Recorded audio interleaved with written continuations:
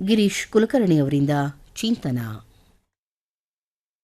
18ರ ಬಿಸಿ ರಕ್ತದ ಯುವಕ ವಿವೇಕಾನಂದರಿಗೆ ದೇವರ ಅಸ್ತಿತ್ವದ ಬಗ್ಗೆ ವಿಶ್ವಾಸ ಇರಲಿಲ್ಲ. ಅನೇಕ ಅಧ್ಯಾತ್ಮ ಗುರುಗಳು ದೇವರ ಕುರಿತು ಬೋಧಿಸುತ್ತಿದ್ದ ಸಂಗತಿಗಳನ್ನು ಚಿಕಿತ್ಸಾ ಬುದ್ಧಿಯಿಂದ ಅವರು ಚರ್ಚಿಸುತ್ತಿದ್ದರು. ಆದರೆ ಅವರಿಗೆ ಯಾರಿಂದಲೂ ಸಮಾಧಾನಕರ ಉತ್ತರ ಸಿಗಲಿಲ್ಲ. ಒಮ್ಮೆ ಒಬ್ಬ ಮಹಾತ್ಮರು ಅವರಿಗೆ ಶ್ರೇಷ್ಠ ಆಧ್ಯಾತ್ಮಿ ರಾಮಕೃಷ್ಣ ಪರಮಹಂಸರ ಬಳಿಗೆ ಹೋಗಲು ಹೇಳ್ತಾರೆ. ವಿವೇಕಾನಂದರು ರಾಮಕೃಷ್ಣರ ಬಳಿ ಹೋಗಿ, ದೇವರು ಇದ್ದಾನೆಯೇ, ನೀವು ದೇವರನ್ನು ನೋಡಿರುವಿರೋ ಅಂತ ಪ್ರಶ್ನೆ ಮಾಡ್ತಾರೆ. ಪರಮಹಂಸರು ಆತ್ಮವಿಶ್ವಾಸದಿಂದ, ಹೌದು, ದೇವರಿದ್ದಾನೆ, ನಾನು ನೋಡಿದ್ದೇನೆ ಎನ್ನುತ್ತಾರೆ. ಪರಮಹಂಸರ ಮಾತಿನಲ್ಲಿ ವಿವೇಕಾನಂದರಿಗೆ ನಂಬಿಕೆ ಬರಲಿಲ್ಲ. ನನಗೂ ದೇವರ ಅಸ್ತಿತ್ವದ ಅನುಭವ ಮಾಡಿಸುವಿರಾ ಅಂತ ಕೇಳ್ತಾರೆ. ಆಗ ಪರಮಹಂಸರು ವಿವೇಕಾನಂದರ ಎದೆಯ ಮೇಲೆ ತಮ್ಮ ಕಾಲಿಡುತ್ತಲೇ ವಿವೇಕಾನಂದರ ದೇಹದಲ್ಲಿ ಅಗೋಚರ ಶಕ್ತಿ ಪ್ರವೇಶವಾಗಿ ಅವರು ಸಮಾಧಿ ಸ್ಥಿತಿಗೆ ತಲುಪ್ತಾರೆ. ಆಗಲೇ ವಿವೇಕಾನಂದರಿಗೆ ದೈವತ್ವದ ನಿಜ ಸ್ವರೂಪದ ಅರಿವಾಗಿ ಸಂಪೂರ್ಣ ಅಧ್ಯಾತ್ಮದ ಕಡೆ ಹೊರಡ್ತಾರೆ. ದೇವರ ಸ್ವರೂಪದ ಕುರಿತು ಇನ್ನೂ ಒಂದು ಕಥೆ ಇದೆ.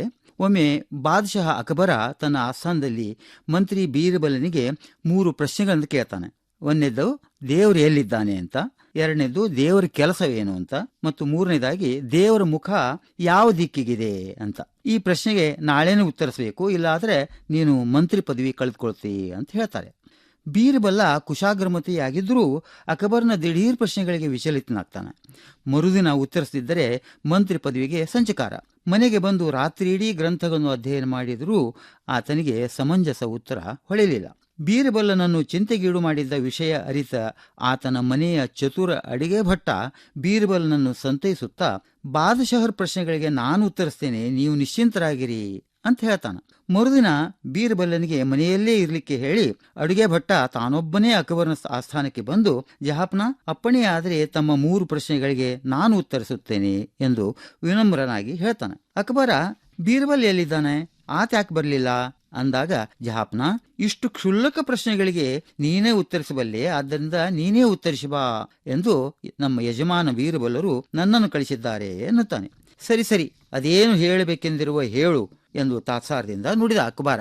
ಉತ್ತರಿಸುವುದಕ್ಕೆ ಮುಂಚೆ ಅಡುಗೆ ಭಟ್ಟ ಬಾದಶಾಹನಿಗೆ ಒಂದು ಕರಾರ್ ಹಾಕ್ತಾನೆ. ಉತ್ತರಿಸುವ ಆತನಿಗೆ ಯಾವಾಗಲೂ ಗುರುವಿನ ಸ್ಥಾನ, ಆದ್ದರಿಂದ ಆತ ಎತ್ತರದ ಆಸನದಲ್ಲಿರಬೇಕು. ಪ್ರಶ್ನೆ ಕೇಳುವ ಆತನದು ಶಿಷ್ಯನ ಸ್ಥಾನ, ಆತ ಯಾವಾಗಲೂ ಕೆಳಗಿನ ಆಸನದಲ್ಲಿರಬೇಕು. ಒಪ್ಪಿಗೆಯೇ ಅಂತ ಕೇಳ್ತಾನೆ. ಈ ಕರಾರಿಗೆ ಬಾದಶಾಹ ಒಪ್ಪಿ ಅಡುಗೆ ಭಟ್ಟನಿಗೆ ತನ್ನ ಆಸನಕ್ಕಿಂತಲೂ ಎತ್ತರದ ಆಸನದ ವ್ಯವಸ್ಥೆ ಮಾಡ್ತಾನೆ. ಅಡುಗೆ ಭಟ್ಟ ದೇವರೆಲ್ಲಿದ್ದಾನೆ ಎಂಬ ಮೊದಲನೇ ಪ್ರಶ್ನೆಗೆ ಬಾದಶಾಹರಿಗೆ ಪ್ರಶ್ನೆ ಹಾಕಿ, ಆಕಳಿನಲ್ಲಿ ಹಾಲು ಎಲ್ಲಿರುತ್ತದೆ ಅಂತ ಕೇಳ್ತಾನೆ. ಬಾದಶಾಹ ಕೆಚ್ಚಲಿನಲ್ಲಿ ಅಂತ ಸಹಜವಾಗಿ ಉತ್ತರ ಕೊಡ್ತಾನೆ. ಇಲ್ಲ, ಹಾಲು ಆಕಳಿನ ದೇಹದ ತುಂಬ ಪಸರಿಸಿರುತ್ತದೆ, ಹಾಗೆಯೇ ದೇವರು ಎಲ್ಲೆಲ್ಲೂ ವ್ಯಾಪಿಸಿರುತ್ತಾನೆ ಅಂದಾಗ ಅಕ್ಬರ ಮೌನಿ ಆಗ್ತಾನೆ. ಹಾಲಿನಲ್ಲಿ ಬೆಣ್ಣೆ ಇದೆಯೇ ಎಂಬ ಅಡುಗೆ ಭಟ್ಟನ ಇನ್ನೊಂದು ಪ್ರಶ್ನೆಗೆ ಬಾದಶಾಹ ಹೌದು ಇದೆ ಎಂದಾಗ, ಹಾಲಿನಲ್ಲಿ ಬೆಣ್ಣೆ ಇದೆ ನಿಜ, ಆದರೆ ಹಾಲನ್ನು ಮೊಸರು ಮಾಡಿ ಕಡೆದಾಗಷ್ಟೇ ಬೆಣ್ಣೆ ಗೋಚರಿಸಲು ಸಾಧ್ಯ. ಅದರಂತೆ ದೇವರನ್ನು ಕಾಣಲು ನಮ್ಮ ಆತ್ಮಶುದ್ಧಿಗೊಳ್ಳಬೇಕು.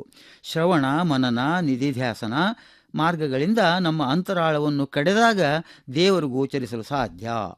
ಯೋಗ್ಯ ಗುರುವಿನ ಮಾರ್ಗದರ್ಶನದಿಂದ ಜ್ಞಾನ ಪ್ರಾಪ್ತಿ ಮಾಡಿಕೊಂಡವರು ದೇವರ ಸಾನ್ನಿಧ್ಯ ಗ್ರಹಿಸಬಲ್ಲರು ಅಂತ ಹೇಳ್ತಾರೆ. ಅಡುಗೆ ಭಟ್ಟನ ಈ ಮಾತಿಗೂ ಬಾದಶಾಹ ಶಹಬಾಸ್ ಅಂತ ತಲೆದೂಗ್ತಾನೆ.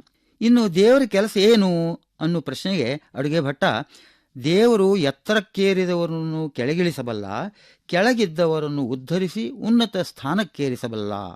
ಇದಕ್ಕೆ ಸಾಕ್ಷಿಯಾಗಿ ಬಾದಶಾಹರು ಅಡುಗೆ ಭಟ್ಟನಿಗಿಂತ ಕೆಳಗಿನ ಸ್ಥಾನದಲ್ಲಿ ಕುಳಿತಿರುವಿರಿ, ನಾನು ಎತ್ತರದ ಆಸನದಲ್ಲಿ ಕುಳಿತಿದ್ದೇನೆ, ಇದೇ ದೇವರ ಕೆಲಸ ಎಂದು ನಸುನಕ್ಕಾಗ ಬಾದಶಾಹ ಸರಿ ಎಂದು ತಲೆ ತಗ್ಗಿಸ್ತಾನೆ. ದೇವರ ಮುಖ ಯಾವ ದಿಕ್ಕಿಗಿದೆ ಎಂಬ 3ನೇ ಪ್ರಶ್ನೆಗೆ ಅಡುಗೆ ಭಟ್ಟ ಉರಿಯುವ ಮೇಣಬತ್ತಿಯನ್ನು ತೋರಿಸಿ, ಈ ದೀಪದ ಮುಖ ಯಾವ ದಿಕ್ಕಿಗಿದೆ, ಇದರ ಬೆಳಕು ಹೇಗೆ ಎಲ್ಲ ದಿಕ್ಕುಗಳಲ್ಲೂ ಹರಡಿದೆಯೋ ಹಾಗೆಯೇ ದೇವರ ಅಸ್ತಿತ್ವ ಪ್ರಪಂಚದ ಎಲ್ಲ ದಿಕ್ಕುಗಳಲ್ಲೂ ವ್ಯಾಪಿಸಿದೆ ಎಂದು ಉತ್ತರಿಸಿದಾಗ ಬಾದಶಾಹ ಸಂತೋಷದಿಂದ ತಲೆದೂಗ್ತಾನೆ. ಅಡುಗೆ ಭಟ್ಟನ ಜಾಣತನ ಮೆಚ್ಚಿ ಸನ್ಮಾನಿಸಿ ಅಪಾರ ಉಡುಗೊರೆ ಕೊಟ್ಟು ಕಳಿಸ್ತಾನೆ.